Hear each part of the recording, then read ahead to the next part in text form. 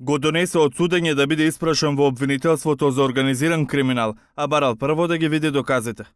И поранешниот министер за транспорт и врски Милијана Киески молчал пред обвинителството на распитот за собраниските инциденти. Тој е еден од осумничените нарачатели за случајот 27 април од 2017 година. Откако му заврши распитот со полициско комби, Јана Киески беше вратен дома. Во обвинителството вчера молчал, а барал докази екс-министерот за образование Спиро Ристовски. Ваква пракса пред 3 дена имаше и поранешниот председател на собранието Трајко Велјановски.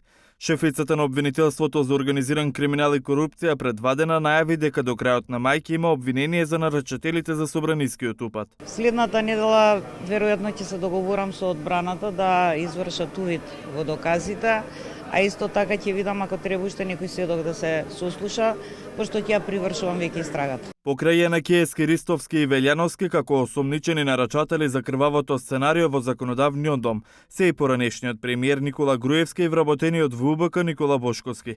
И двајцата се во бегство, но обвинителството очекува екстрадиција поради тежината на кривичното дело терористичко загрозување на уставниот поредок и безбедноста.